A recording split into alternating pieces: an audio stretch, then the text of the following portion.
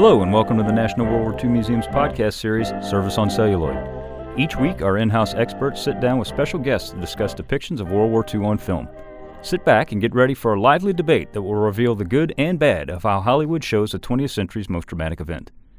My name is Seth Paradin, historian and digital content manager here at the National World War II Museum in New Orleans. And as always, we're sitting down with Dr. Christelle Lefaucheur, research historian at the Institute for the Study of War and Democracy. And today our special guests are Josh Schick, curator here at the museum. Hey, Seth. And Colin Makinson, assistant director of education for curriculum here at the museum. Good morning. Today we'll be discussing the 2016 film Anthropoid. The film focuses on Operation Anthropoid, the Czech resistance plot to assassinate SS General Reinhard Heydrich, subordinate to only Hitler and Himmler, and planner and architect of the final solution. Anthropoid was directed by Sean Ellis and written by Ellis and Anthony Fruin. It stars Cillian Murphy as Josef Gabčík and Jamie Dornan as Jan Kubis. The film was released to mixed critical reviews, but has been praised for its attempt to accurately portray the events. So the first question we always ask, and I'll start with you, Colin, because you're sitting to my right, is, in your opinion, how accurate is Anthropoid? It's one of the film's strengths, I think, showing the timetable for the assassination. The paratrooper or the parachutists are inserted into Czechoslovakia in December of 41. You see that with the snowy conditions in the mountains, and the New Year's dance they attend with Linka and Maria, and then the lead up to the assassination plot in May when it's much warmer, and really showing sort of the accurate timetable. Then also, I think, filming on location in a lot of the locations in Prague. Josh, what about you? Agree with Colin. I really like the accuracy on it as far as timeline goes, equipment used, filming on site, sort of trying to portray that personal problems, situations, doubts with it, as well as the overall operational timeline, showing how everything went down. Yeah, I would agree. For me, the most interesting part was the showing the conflict between, the exile government or the resistance headquarters in London and the men on the ground. A very decimated group of Czech resistance by that point. Heydrich has been very effective. And really, the plan proposed by London, quotation mark, really, we're not really happy about that, fearing really the reprisals. Yeah. No, I agree. I think this movie, if nothing else, is incredibly accurate. I mean, I'll be the first to admit it's not a subject in which I'm intimately familiar with. I do know a good bit about it, but I'm not as up to snuff as, should we say, as some of the other movies and topics that we've talked about. But from what I do know and from what I've read over the years, this is incredibly accurate. I mean, it's obviously compressed for time. I mean, these guys were there for several months, and the movie's right under 2 hours or something like that. So it's obviously compressed for time. But I mean, as far as the actions that are shown, it's dead on, and as both of you guys said, filming in the actual locations is really, it adds a serious sense of realism and accuracy to it, because some of those places, I guess you could recreate them, but it adds a certain aura to it to be filming it right where these events happen. It adds a lot of depth to it, It's like, because normally they'll go find a scene and it'll be like one small part, and it's like, oh, this is it. But it's like, yeah, the whole city still looks like it's World War II. It's all got all the medieval buildings in it and everything, and depth, all the pictures. I think is one of my favorite things about it, being on scene. Yeah, the church itself, still there. You can see the bullet in the little window where in the end they pour the water. It's still there. It's quite impressive. Yeah. And they were nice enough to shoot, I think, the action shots on a soundstage, so they didn't ruin the interior of that lovely church. That was nice of them. It was very polite. Yeah, they certainly tore it up, that's for sure. As always, there's a couple of things that have been dramatized. Not only the condensing the action, but the Jan character. His psychological issues, of course, were not real, based on document that he didn't have, shaking hand and stressed about shooting treasonous Czech or Germans. But, that made for a nice climax at the end when he regained his strength and his courage and, help a fellow resistance. It was certainly dramatic license, if you will. Dramatic. Because both of those guys, Jan Kubis and Gabčík, were veterans. They were combat veterans from, the campaign through the lowlands in France in 40. Yeah, So they'd been there, you know. they have a pretty fascinating story. You'd kind of like, you look at the OSS training, and it's kind of like a crash course, like now if you went into Special Forces, you'd be in training for well over a year and do all this fancy stuff and everything. But those guys had a lot of that background because they served in France, went up through Poland, France, and then Foreign Legion, and I think they were able to join once France was invaded and got back to England. Those guys did a lot of moving. Yeah. So they were hardcore veterans, as we like to say.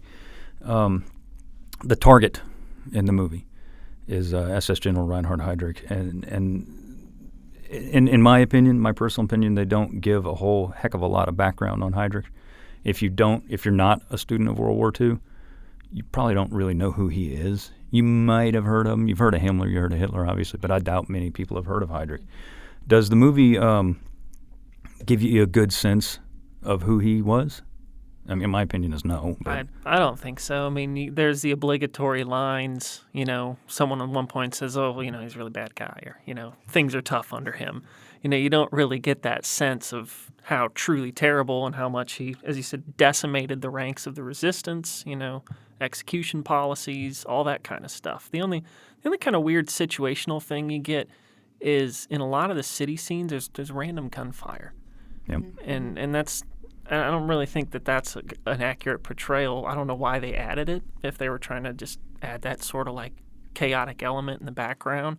But I don't think they explain really how much of a bad dude he was. No, I agree. They don't go into really any detail at all as to who he was and what his role was. I think they do say he's number 3 in the movie, and I think they say it a couple times, if I'm not mistaken.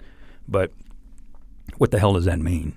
Well, even yourself in your introduction, you describe him as the architect of the final solution. Of course, we don't get a sense of that. I mean, the anti-Semitism or even, early systemized killing of Jews is not mentioned at all. It's kind of a more, dare I say, localized Czech story or Czech issues. Again, the conflict between London and the resistance on site, and even kind of a more regional tension. You're Czech, you're Slovak, you're from Bohemia. So we get a little bit of sense of that. If one is familiar with the geography, that makes sense. But otherwise, I'm not sure Americans would get that at all. But yeah, we don't really get a sense of Heydrich and actually his long history of anti-Semitic policies. I mean, he's the one that, staged or organized the early pogroms in Germany. And then he's the one that staged a fake attack on the radio tower to justify the invasion of Poland. So a very cunning man, very organized. And on a personal detail, I'm sure some of you know that on the table. He went 3 times in front of courts in Germany to make sure that he had pure Aryan blood. And I wonder, if there's a connection between this. Difficulties to legitimize his Aryan ancestry. His mother was named Sarah, his father was a music teacher, and he had to several times prove, yes, I'm hardcore Aryan, which maybe is connected to his really extreme sentiment towards Jews. So you don't really get a sense of him in films or really even historiography, especially since he is killed so early in World War II. He's known by his titles. He's the Butcher or the Hangman of Prague. He's the Man with the Iron Heart. He's the lockstep, fanatical SS, paradigm or archetype. But no, he had a family. He was kicked out of the Navy for having too many extramarital affairs. He's named after one of his father's musicals. He's a much more multifaceted character than you really get a sense of. And I'm not sure there really is a film depiction of him that, I guess, gives him any degree of human depth. So we know him by his actions and his records, which are monstrous. So maybe, I don't know, maybe going in any deeper would be, too unpleasant. Well, you kind of wonder if he's one of those so high up, untouchable characters that everyone just flat out refuses to personify in any sort of way. Maybe. It's just like he's so high up in there. It's just like, no, we're not attaching anything to this guy except pure evil. He was a pretty, I'm not glorifying the man in any way, but he was a pretty fascinating dude. He really was. He did a lot of, he played a big role in the Third Reich, all the way from 1931. That's when he was inducted in the SS, was 31. And then he was made head of the SD, and I think a couple of months after that. Oh, yeah, he was very young for such a high he was position. like 29, Yeah. I think, 28, 29 years old when he was put in that role in the SS. And I mean, he rose through the ranks and all this, but he also had a combat career.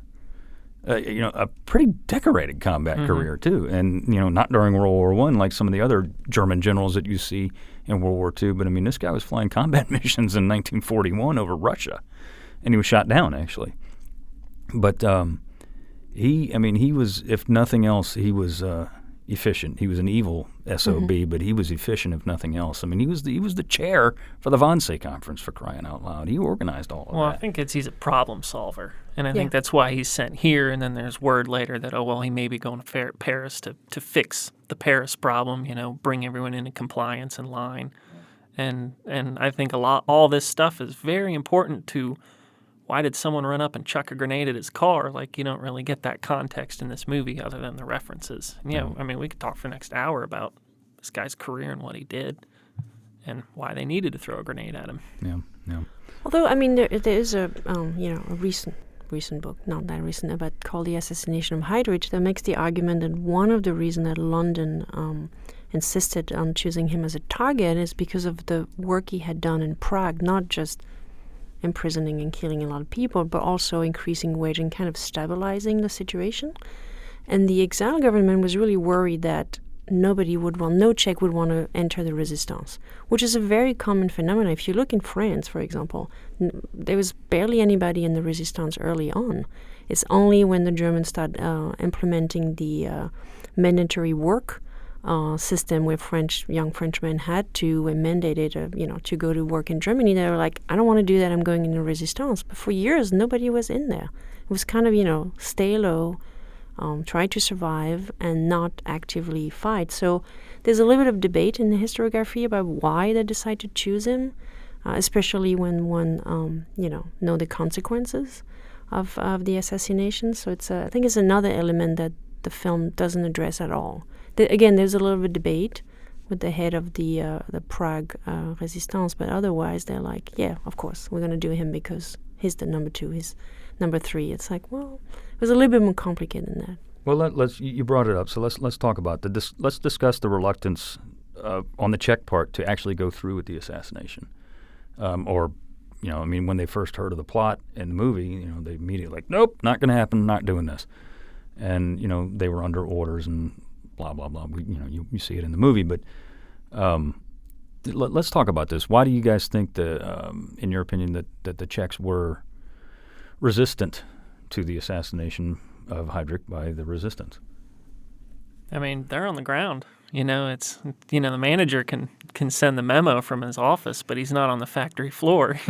It's like they have the most to lose in the short run with it, and also they've got a lot of operational knowledge that's going on. So they know to say, okay, well, I got 15 things going on right now. I've got intelligence here, resistance here, all these things, and all of this could be destroyed by this one act. And so it's like, is this act way more than all of my other efforts? And they're all getting rolled up and betrayed a lot in the whole process anyway. So and you hit someone that big too. It's not like I think they make the offer in the movie to hit some minor officials. Don't go after the big guy. Maybe don't bring so much heat on us.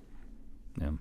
No, I would agree. I think the reluctance to go through with the assassination was real, and it was real for many reasons, not the least of which is what you just said. But they also knew that there were going to be reprisals, whether it was successful or not. Yeah. Somebody's going to take a shot at this guy. A lot of people are going to be hurt, and not just collateral damage around the scene, but tens of thousands of people are going to be in a really bad way, and they knew that, and the Germans had made that abundantly clear. Throughout their occupation of any country that they were in, as if you take a shot at one of us, you're going to have a bad day. And they knew that. And I forget what the character's name is in the movie, but he says, I don't want to see Prague wiped off the map, which was a very real consideration on their part. Now, I don't personally think that the Germans would have wiped out Czechoslovakia because they needed it. They need the industry too much, yeah. Right, and that's why they were there in the first place. But it was a very real feeling and a very real reaction, I think. And I think the movie did that very well, frankly. I also wonder if they, 2 guys show up. And it's like, how are you two going to pull this off? It's not like they sent an entire team of people in or an entire plane load. It's 2 guys with limited supplies running around in safe houses, too. So, it's like, that's the whole thing. We know we're going to get reprisals. What's the guarantee that you're going to be able to at least pull this off? And where are they coming from? They're coming from London, and Czechoslovakia's example of resistance is different because this wasn't a nation that was conquered or invaded. This was a nation that was partitioned and then absorbed mainly through the inaction of the major Western allies. So they're coming from London to act on behalf of an exile government, like you said, versus the survival of a resistance network on the ground. Who's to say it's going to work? Who's to say it's going to even have the desired effect? It may crush any desire for any Czech person to engage in any resistance, passive or otherwise, by just the reprisals and collective responsibility that the Nazis will bring down on the population of Prague and the surroundings. So it's much more complicated than someone being cowardly or not wanting to get their hair messed up. I think it's a great point too, because it's like you're looking at guys that are, somewhat out of touch. When did they leave Czechoslovakia? Yep. Probably 38. At least when was the last time they were around on the ground talking to people, getting the feel and know of it? And it's like you show up and it's like, well, we've been in this the whole time. You guys are in London just coming in and feeling like you know what's going on. Yeah, pulling rank. Yeah, the movies actually show that because first the name of the contact, the guy has been deported a while ago. They're not even sure of the geography, so I think we get a sense of, as you mentioned, this kind of disconnect. And it's interesting that there's a hint of the role of London. We had a speaker here at the museum a couple of months ago that talked about how a French young man was trained, became this really very effective weapon for the resistance in London. So the role of London, I think, is something that's not depicted often, not very well in the movie. We really don't get a sense of the organization and the training, the level of training that they did, and then parachuting in occupied territory to undermine the German machine, basically. But well, something that's not on the list, but I'm going to ask it because we're kind of dancing around it, is in everybody sitting here at the table's opinion, was the assassination of Heydrich worth it? And be honest. I mean, I'll tell you now, my answer to that is no, because it didn't stop anything. It didn't stop the final solution. It didn't stop Auschwitz. It didn't stop Sobibor. It didn't stop any of that. It got a lot of innocent people killed. It got a lot of innocent people tortured. Should they have killed Heydrich? Or rather, let me rephrase it. Should Heydrich have been allowed to live? No. He was an evil SOB, as I said. But were the reprisals that came after that worth the death of that one guy? Did it actually change anything? I somewhat agree. Like the final solution has already been kicked in motion. Yep. So, he's an independent player. He got it going. It was moving. It was going to keep moving regardless of whether or not he was around. It's not like he was constantly tweaking or making it more efficient. It was moving. I think that had he remained alive, he would have been kept being placed in different cities, Sure. And as the war got worse and more desperate, he would have resulted in even more desperate measures, which I think under this guy, a lot of people would have been executed. Would it have been as much as were killed for reprisals for him? I actually think it probably would have ended up being more. He seems to show up places and accelerate extrajudicial executions, all this stuff. So it's like he's out of the picture. I think, tens of thousands were probably saved over the course of the war, especially with Germany losing. But at the same time, it's a bitter victory because final solution's already going. And that's really his evil legacy. And to be clear, I mean, he wasn't targeted because of the final solution. No, he was not. Because I'm sure some listeners are going to say that's not why, but it's true. It's not why. So Heydrich was replaced by Kaltenbrunner, who was also an evil human being. He was, he wasn't a saint either. And I mean, and frankly, in some people's estimations, he was worse because he was. I don't know. I'm just trying to say, over nearly 2,000 people were executed in reprisals because of this, and over 13,000 people were arrested and tortured and done all kinds of things. Well, I for the death of one guy. I think there's two things at play here. One is, what is the role of resistance organization under occupation? Do they have a duty, like it's vocalized in the movie, do they have a duty to resist and continue to fight? That's one thing. The second is, was Heydrich the best means of resistance? But I think the broader geopolitical system here is that, and it's mentioned in the movie, is, the Munich conference, where basically, as Colin mentioned earlier, the Western ally literally sold, actually didn't need sold because they didn't get anything for that, just a couple years of preparing, but gave Czechoslovakia to the Germans. And this tension and this kind of, for the London government, exiled Czech government, is a way of saying, we're still there, we're still in the fight, we're still a worthy partner.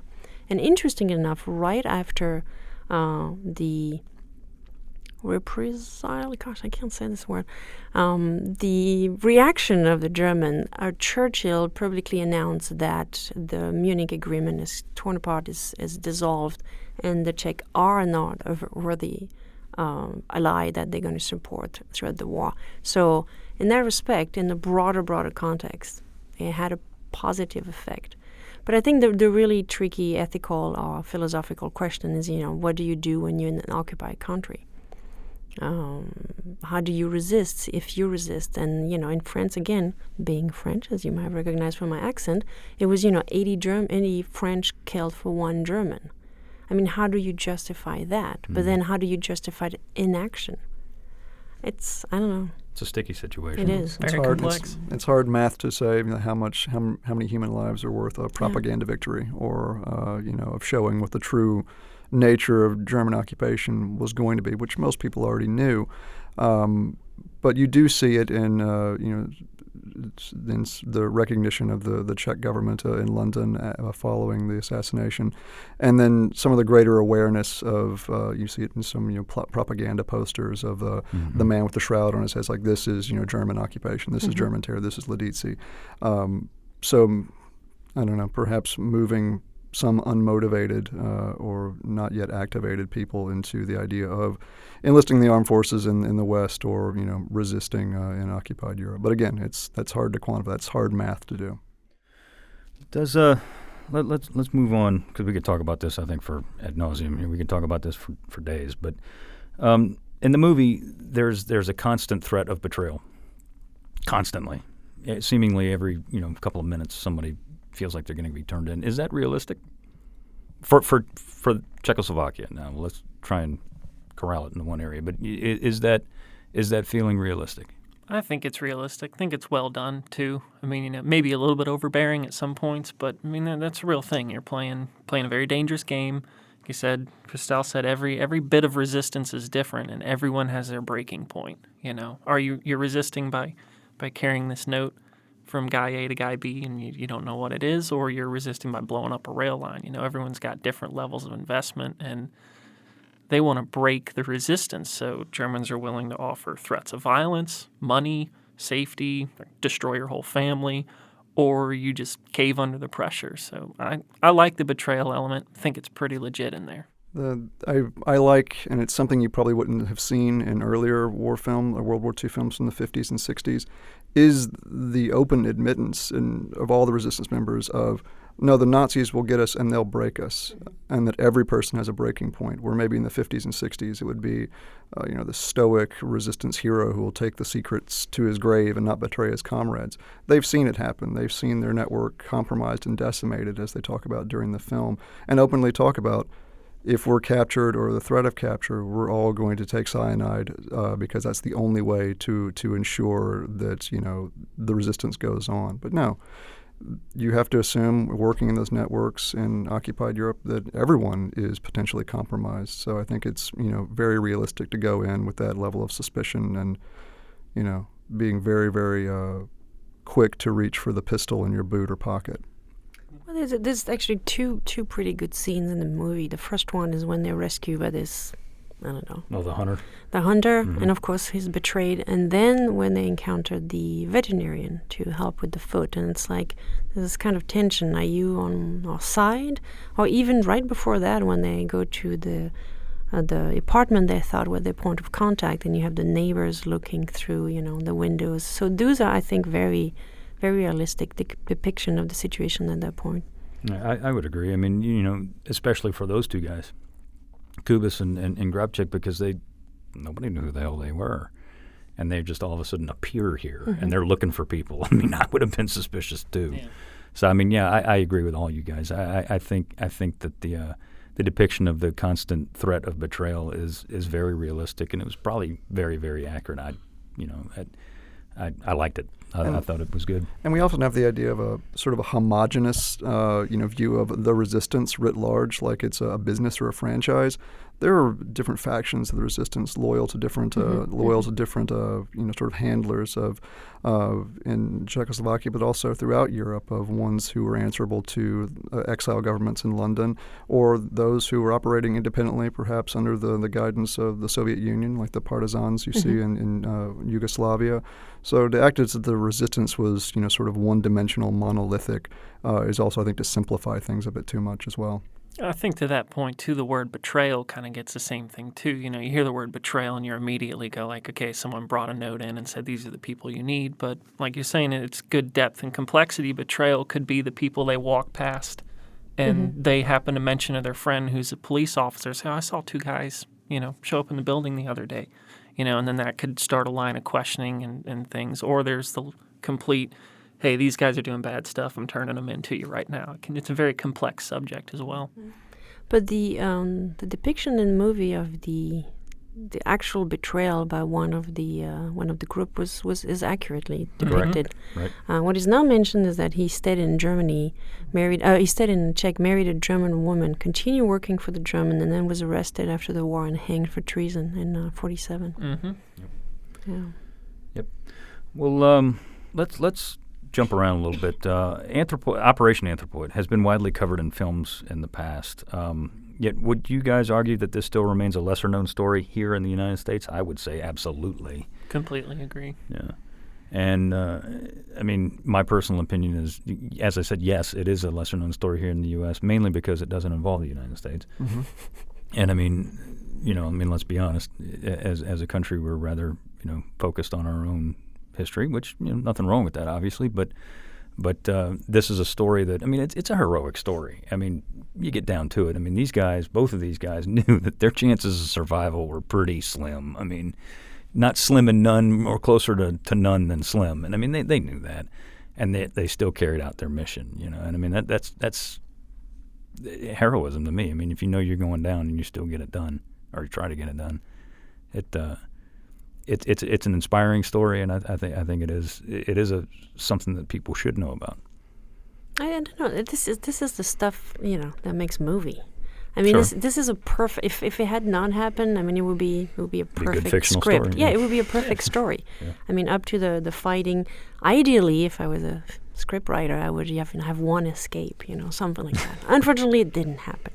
But yeah, it's a perfect story for a movie. I'm not surprised that so many. A handful of movies were made particularly about this operation. Yeah, I don't know what it's not.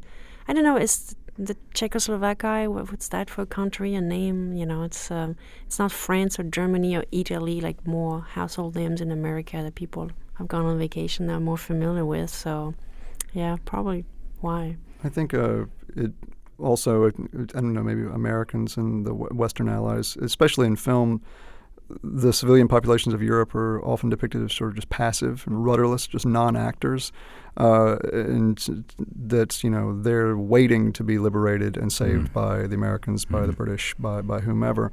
And to make them sort of actors into themselves, yeah, it is sort of a departure from the dialogue that we see in a lot of films, and certainly from some of the received wisdom of the story of World War II, for the lack of a better word or better term for it, that the people were there waiting for the West to save them. But I have to say, the one thing that still hurt my heart to this day, I love The Simpsons, but Homer calling French surrender monkeys, this is a joke, but I think this is really the idea, like, why did you surrender? Why did you not keep on fighting the German? That goes for the French and for the other country. And I think there's still among some Americans this idea that, we should have fought, the Europeans should have fought to the bitter end. And so... Well, I mean, the Czechs were sold down the river. Yeah. Let's be perfectly honest. I mean, they were shanghaied by the Western powers.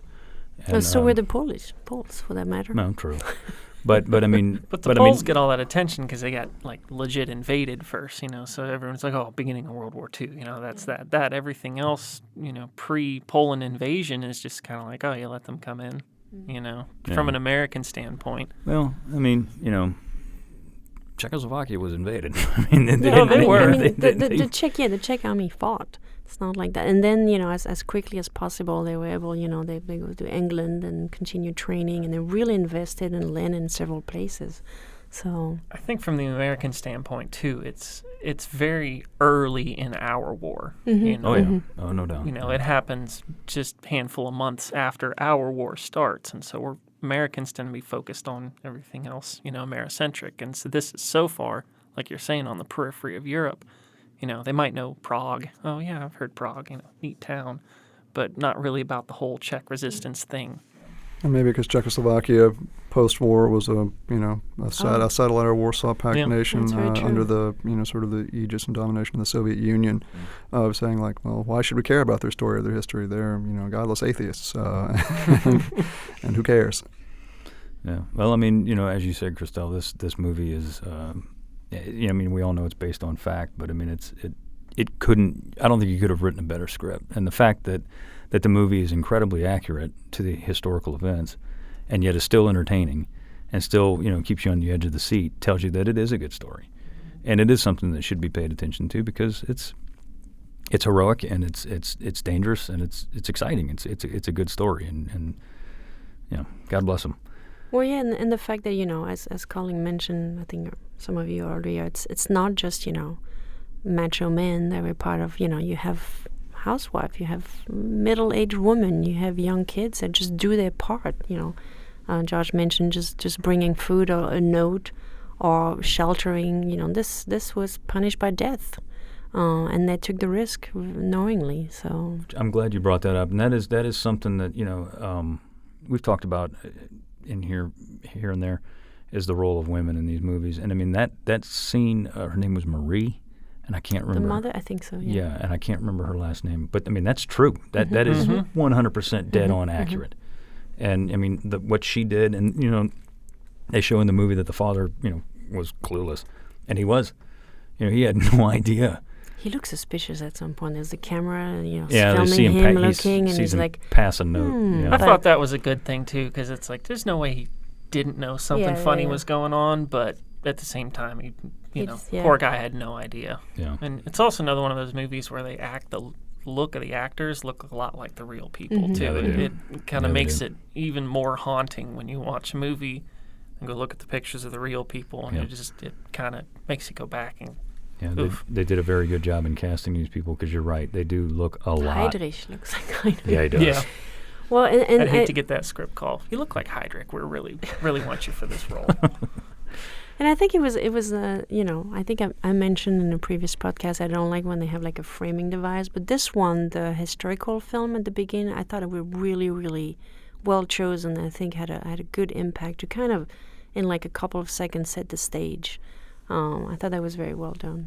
And I think talking about what people look like, I'm glad the resistance members weren't these, you know, tanned, bulging bicep macho men. I'm glad they were sort of, you know, intellectuals, veterinarians, sort of, you know, just regular people, because that's what they would have had to have been, people with regular, you know, jobs and cover stories so they could keep working, as opposed to, you know, someone with, you know, a nice barrel chest and, you know, flowing long locks of hair. All right, let's talk about, we talked about it a little bit, but let's get into a little more detail. Something that the movie, in my opinion, my personal opinion, does not do well is cover the reprisals. And yes, they talk about, briefly, you know, how many people were killed and that, they give a rough estimate. But the most infamous, I think,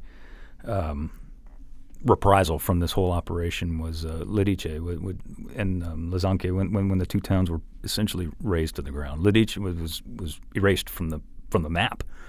Let's talk about that. That's something that the movie, in my opinion, misses. And I mean, I know the movie is about the assassination of Heydrich. I get it, but I mean, this is a huge event, and this is something that I think we should talk about. It's something that we should cover. What do you guys think? I think it missed.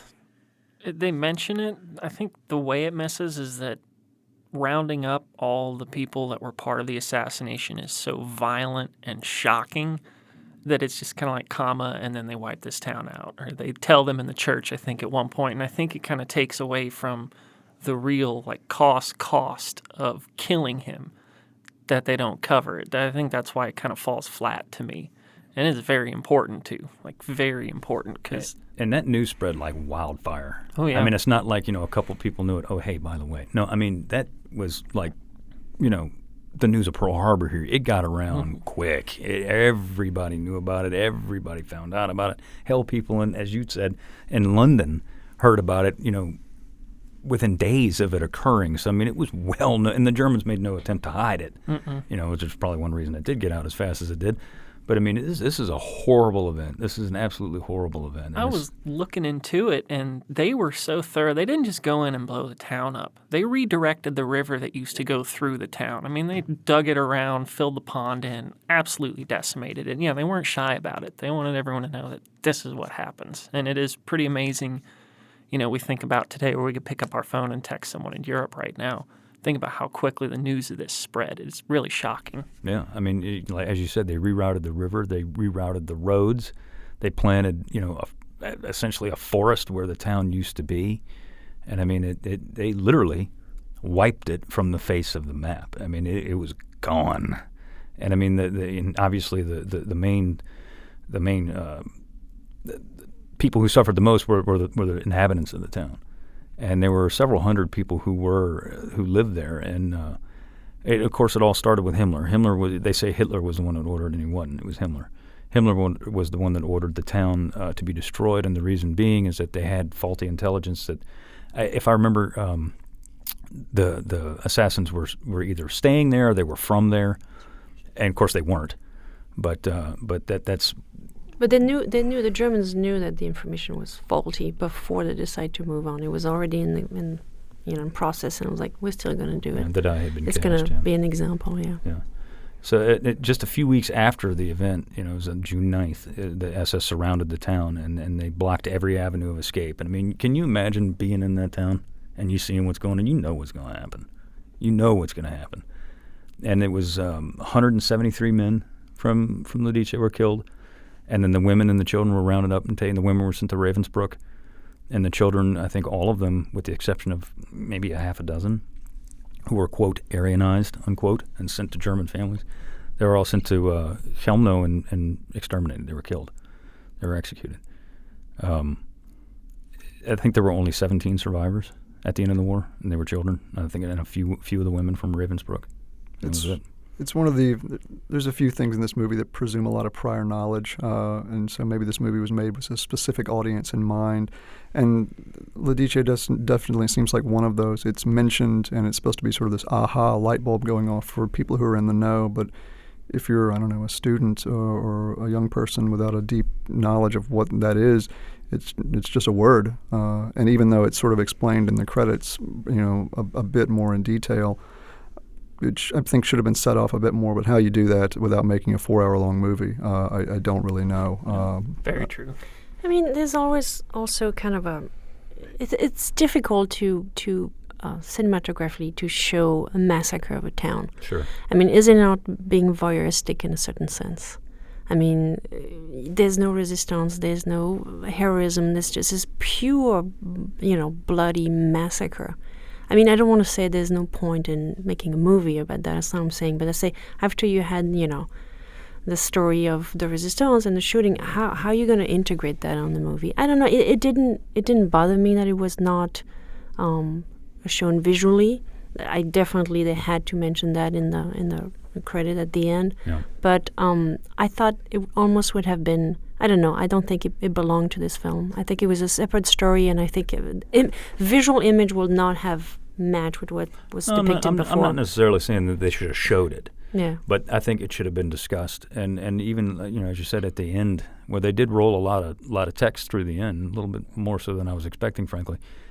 I mean, this is the most famous reprisal from this event, and I just think that they should have highlighted it, if nothing else, than in the text at the end, because that's something that we do when we make productions here, is if you can't get it all out verbally or visually, then you slap it at the end of you slap the text at the end of the production, and that's something that I think that they missed on, really. I don't know. For me, it was more like a respectful thing to do. I think sometimes you have image just because you don't know what to say or to do, and you're just going to slap images and pictures, and it's like, well, let's be respectful and just mention that and honor whatever the dead. But yeah, I don't know. Personal opinion. I agree with both of you. More emphasis should have been put on it, but also you definitely don't want to film something like that. I mean, that's not right for the people that suffered because of that. You don't need to show them all getting killed again, and then that would be everyone's recent memory of a part in the movie. But I do think it needed to be emphasized a little bit more. One of the earliest film depictions of it, the 43 film, The Silent Village, the British film that sort of transposes the massacre to a Welsh mining town, does it really well. It just shows basically the coming of fascism to this small community with a suppression of language and trade unions. And then the violence is very suggested, but it definitely explains it well without a lot of, gore and just, sort of provocative images, for lack of a better word. Yeah. There's the Russian movie too, 56, where it's kind of far away, out of focus. I mean, you see people being lined up against a barn and then shot.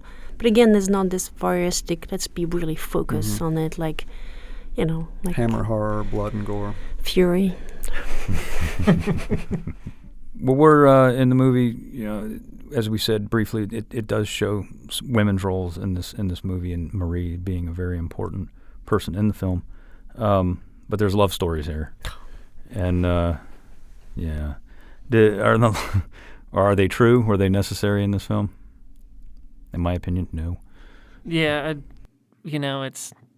we were saying earlier, it's got everything: parachutes, grenades, evil Nazis, all of the things. All it was missing was a dedicated love story for the standard action movie package. And we got 2. Yeah, and 2 I agree, not entirely necessary. I see people being in intimate, stressful situations over a long period of time, long in the Resistance being 4 months, I see things like that maybe developing.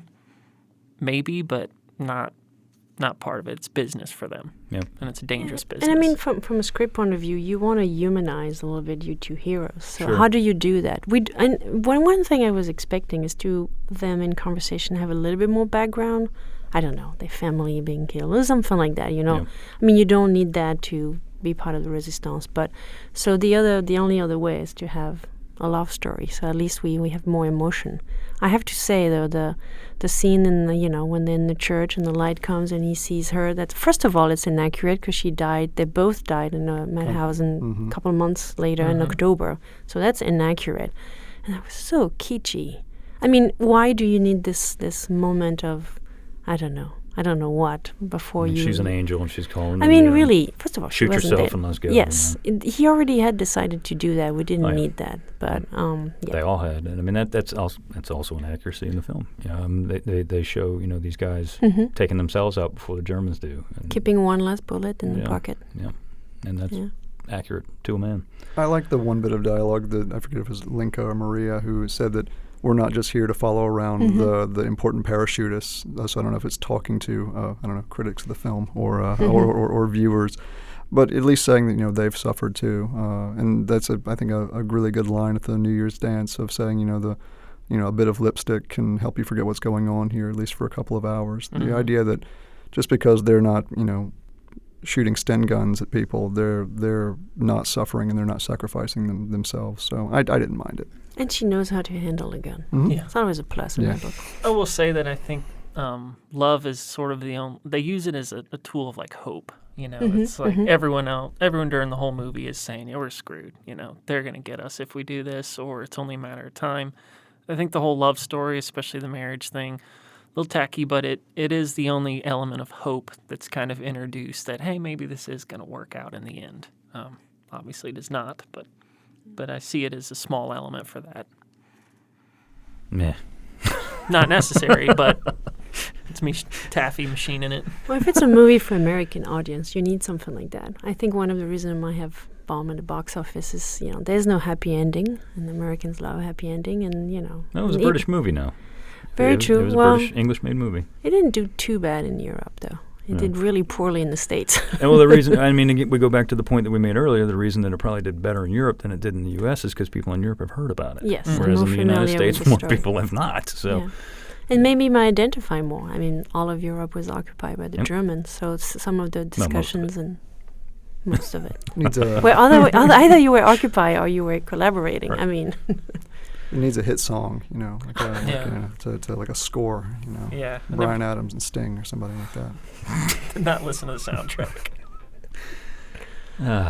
All right. Well, as a musical undertone, we had the perfectly accurate accent of the mostly Irish cast, which did an excellent job of pretending to have a Czech accent while they were speaking English. That was I thought it was very, very poorly done.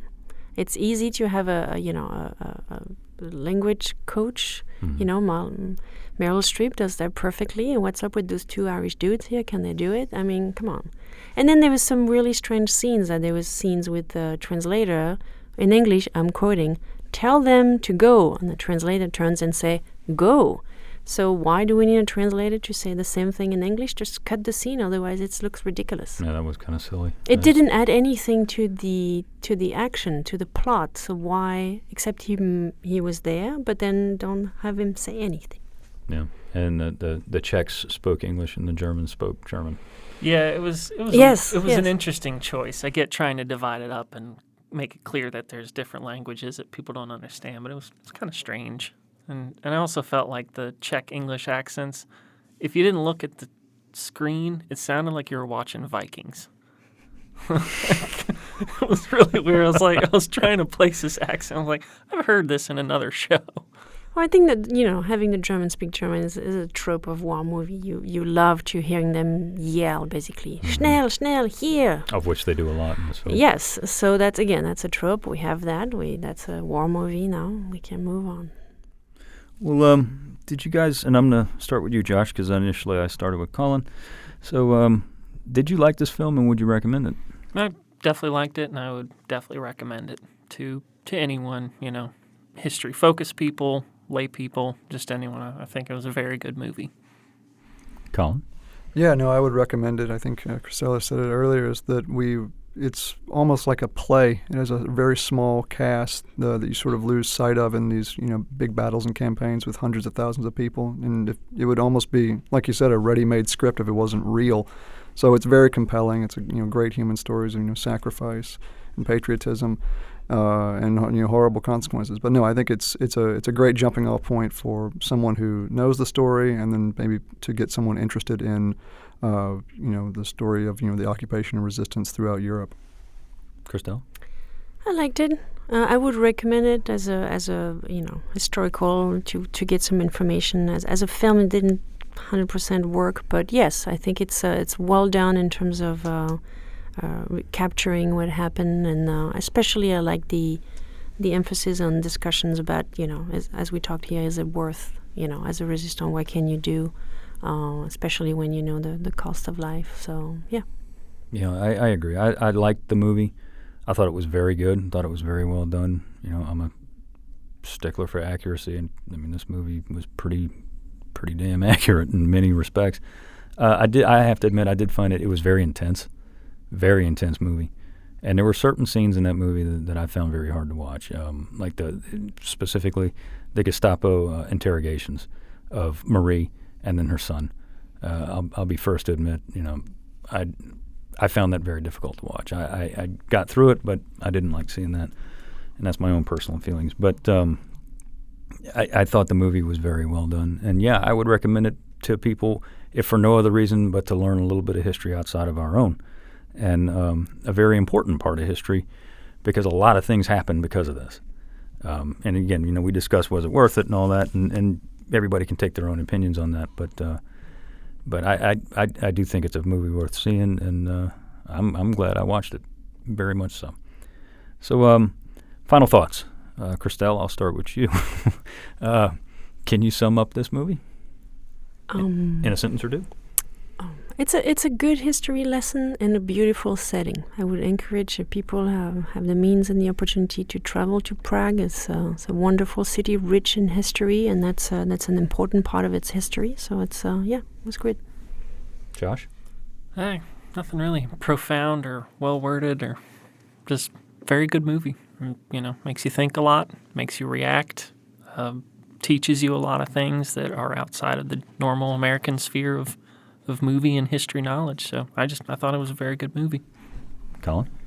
Yeah, it really speaks to sort of the dangers of appeasement, of this idea of it can't happen here. Czechoslovakia was a sophisticated society with a pretty modern and tough army, and the idea that our allies won't sell us down the river, or fascism and atrocities can't take place here, and they can, and it's showing in a very, very short period of time. You can go from being an independent state to being a holding in some fascist logbook, and really subject to their whims and caprices and gross attitudes towards race and humanity. I always try to sum up the movie at the end of these podcasts with a line, and this is a line from the movie, but it's a line from Shakespeare. And, quote, "Cowards die many times before their deaths. The valiant never taste death but once." So with that, we'll wrap it up. So thanks so much for listening. If you'd like to hear more about the events we discussed today, listen to our mini episode next week where we will further discuss some of the events we talked about here on this episode today. You can follow us on Facebook, Instagram, and Twitter at Service on Celluloid. Be sure to rate and review us on iTunes if you like what you hear. I'd like to thank everyone who made this podcast possible, our producer, Tessa Jager, and our sound engineer, Jeremy Burson. This has been a production of the National World War II Museum.